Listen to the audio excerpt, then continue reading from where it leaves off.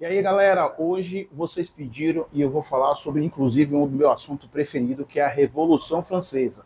Vou te ajudar agora a estudar para a prova e tirar aquele 10. E aí, meus amores e minhas amoras, tudo bem com vocês? Hoje nós vamos falar sobre a Revolução Francesa, um dos assuntos mais importantes que nós temos, sobretudo, na era moderna. Vale ressaltar que a Revolução Francesa é tão importante para a nossa história que ela é um divisor de eras dentro da história. É ela quem separa a antiga Idade Moderna e também a nossa querida Idade Contemporânea, que é a que a gente vive hoje. Antes da Revolução, a França vivia um sistema de monarquia absolutista. Monarquia essa que era comandada pelo rei Luís XVI.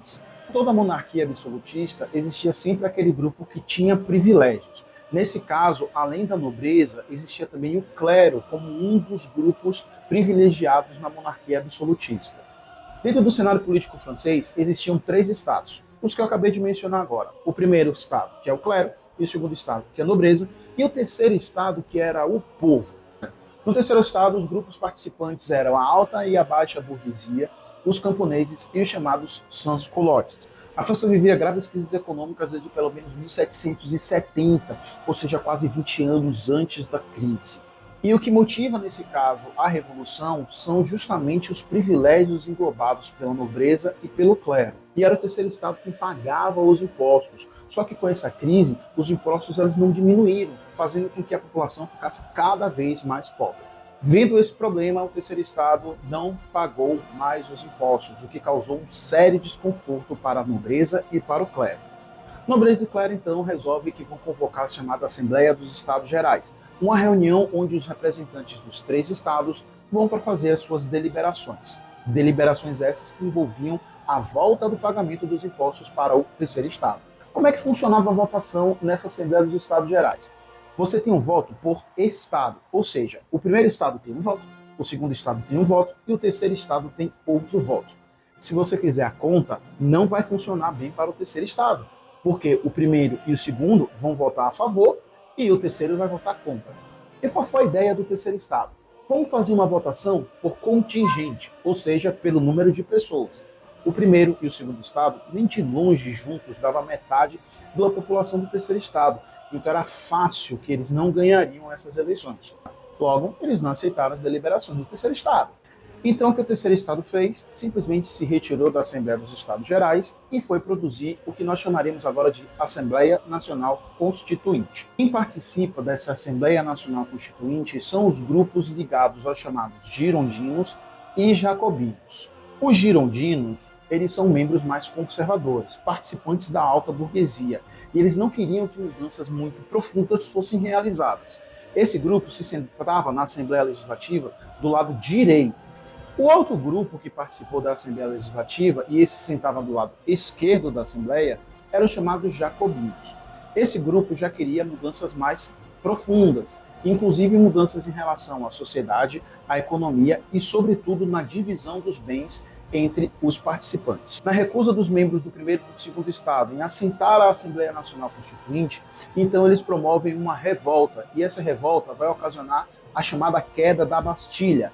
A queda da Bastilha é o marco da Revolução Francesa. Mas o que essa Bastilha tem de importante? A Bastilha ela era a prisão do monarca, era a prisão do absolutismo. Então, se você destrói a Bastilha, simbolicamente, você também destrói o absolutismo. Com a queda da Bastilha, o monarca francês ele foge, tentando apoio em outros estados. Mas ele fez isso de uma maneira tão feia, que ele foi descoberto durante a viagem e foi preso justamente na Bastilha.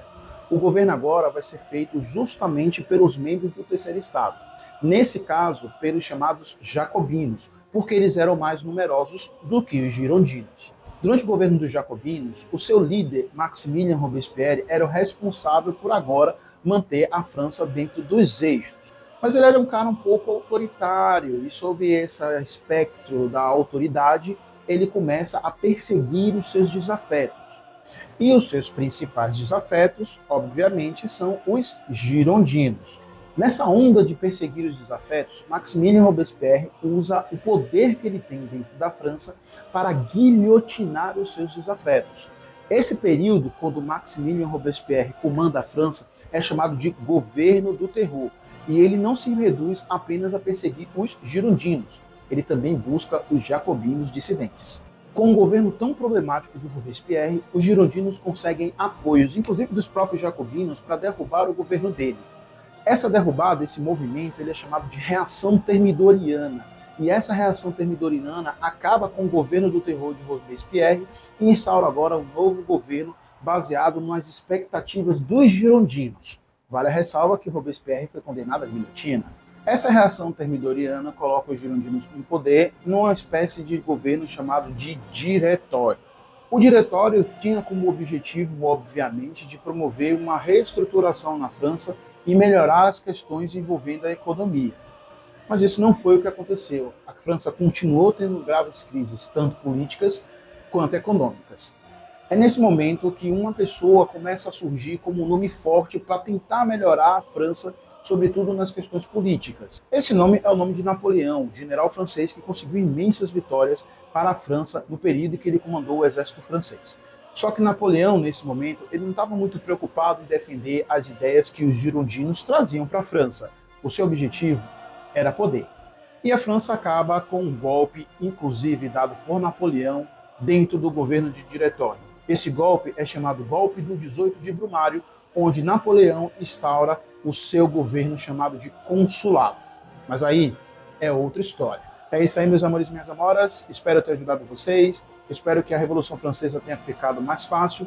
Se ficou, compartilhe esse vídeo com seus amigos, dá aquela ajuda. Também me segue nas redes sociais. Um beijo muito carinhoso. Até a próxima. Fui!